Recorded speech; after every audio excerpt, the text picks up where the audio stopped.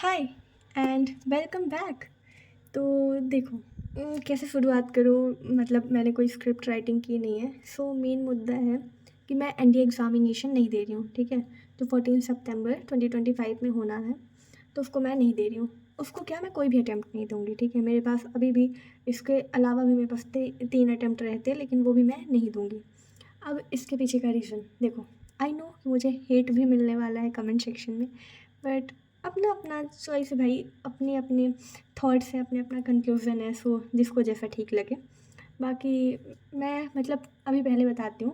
पहले तो तुम्हारे वो जो अजम्पशंस है ना, कि सिलेबस नहीं हुआ है, प्रेशर है, एंड मतलब पहली बात तो थैंक यू सो मच भाई, इतनी केयर करने के लिए, इतना केयरिंग नेचर शो करने के लिए, इतने काइंड वर्ड्स लिखने के लिए कमेंट सेक्शन में, थैंक यू सो मच।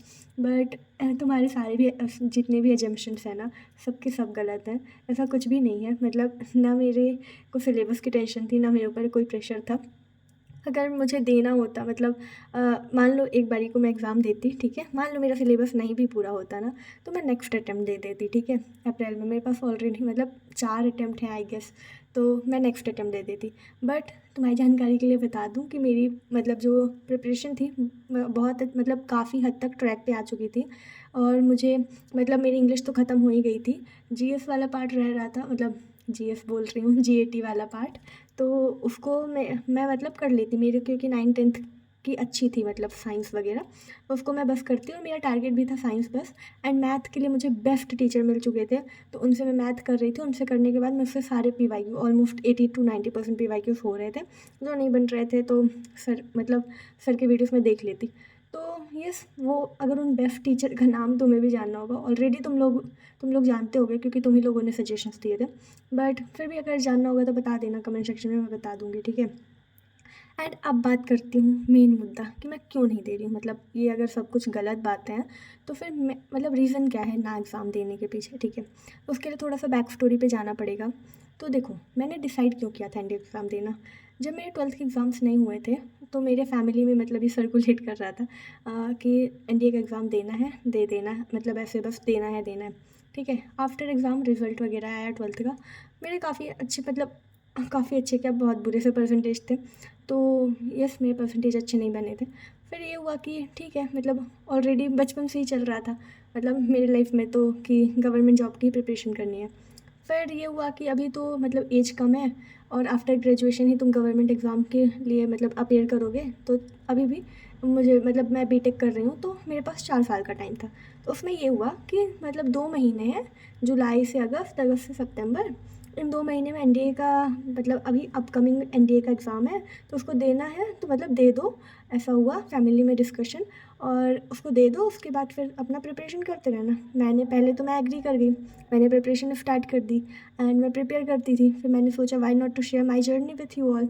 तो हाँ, मेरा जिस दिन डिस्कशन हुआ है ना, उसी दिन पे मैंने एक वीडियो डाली थी, और उसके नेक्स्ट डे से मैंने प्रिपरेशन वगैरह शो की है अपने वीडियो में, ठीक है। तो yes, I started preparing for NDA, ठीक है। अब जब से मेरा इंग्लिश ख़त्म हो गया, ठीक है, और जीएटी वगैरह, मतलब देखो, मैं बिना उसके पढ़ रही थी कि हाँ, मेरा गोल नहीं है। अगर मेरा हो जाएगा एनडीए में रिटन क्लियर हो जाएगा, तो मैं तो एसएसबी देने भी नहीं जाने वाली थी। फिर ये हुआ कि मान लो अगर एसएसबी देने चले भी गए, हो भी जाता है, तो भी नहीं जाना है मुझे डिफेंस में। एंड अगर नहीं होता तो नहीं जाना है, नहीं ही जाना है, मतलब तब तो कोई मतलब ही नहीं। बट अगर हो भी जाता है तो भी नहीं जाना है, ऐसा था।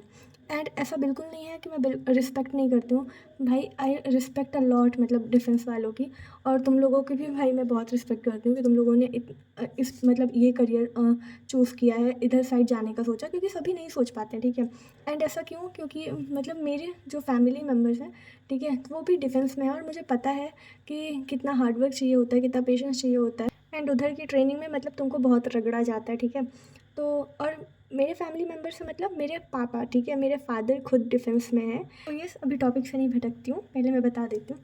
तो यस, मेरा मतलब जब से पहले तो मैं ऐसे बस पढ़ रही थी 8 8 आवर्स, मान लो कभी कभार 10 आवर्स भी चला जाता था। बट मैं बिना मेरा गोल नहीं होते हुए भी मैं 8 आवर्स पढ़ रही थी, 7 8 आवर्स, ठीक है, समटाइम्स 10 आवर्स ऑल्सो। और तुम्हारा तो गोल है, तो तुमको तो अच्छे से पढ़ना चाहिए। बट जब भी मैं पढ़ती थी ना, तो मतलब पूरा दिन पढ़ने के बाद जब भी मैं लाइब्रेरी से आती थी, तो यही थॉट आता था कि यार मैं क्यों पढ़ रही हूँ, मतलब उस एग्ज़ाम के लिए मैं क्यों पढ़ रही हूँ जिधर मुझे जाना ही नहीं है, जो मेरा मतलब गोल ही नहीं है। फिर मैं ये सोच लेती थी कि चलो, तो गवर्नमेंट जॉब में जो इंग्लिश आती है वो सेम ही आती है। सो यही सोच के मैं पढ़ लेती थी कि ठीक है, इंग्लिश और ये जो जीएटी वाला सेक्शन है ये सब तो सेम ही रहेगा, तो पढ़ लेते हैं, ठीक है। बट जिस दिन से इंग्लिश ख़त्म हुई, उस दिन से ये थॉट और मुझे ज़्यादा खाने लगा कि यार क्यों पढ़ रही हूँ, मेरे तो अब इंग्लिश भी हो गई है, अब जीएटी रह रहा है, ठीक है मैं बैच से पढ़ लूँगी, अब मैं मैथ को क्यों टाइम दे रही हूँ, मतलब क्योंकि अब एग्ज़ाम जैसे जैसे पास आ रहा था, मैं मैथ को ज़्यादा टाइम दे रही थी।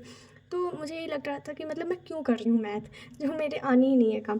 बट ऐसा नहीं है कि कुछ काम नहीं आता, बट फिर भी वो 2 महीने मुझे ऐसा लगता था कि मैं कहीं और एनर्जी डाल रही हूँ जहाँ मुझे नहीं डालना चाहिए, और जिधर मुझे डालना चाहिए उधर मैं नहीं डाल रही हूँ, ठीक है। तो इसीलिए फिर मैंने मतलब थोड़ा हैवी हार्ट के साथ ही फ़ैसला लिया कि नहीं, अब मतलब मेरा जो भी प्रिपरेशन है वो वेस्ट तो होगा नहीं, मेरे एग्ज़ाम में ही काम आएगा। अब मैं डायरेक्ट अपने एग्ज़ाम की मतलब जो जिसकी मुझे प्रिपरेशन करनी थी फ्रॉम वेरी स्टार्ट, तो उधर पे मैं शिफ्ट हो गई हूँ। एंड इसीलिए मैंने लाइब्रेरी नहीं छोड़ा, मैं मतलब पढ़ाई स्टार्ट कर चुकी हूँ। अभी बस मैं देख रही थी क्या क्या करना है। तो कंक्लूज़न ये है कि मतलब ये सब बस मेरे ही दिमाग की खिचड़ी थी, जो कि अभी जाके पक चुकी है। एंड यस, तुम लोगों को मतलब अब all the very best, and तुम लोग अपना एग्ज़ाम फोड़ के आना, अच्छे से मचा के आना, ठीक है।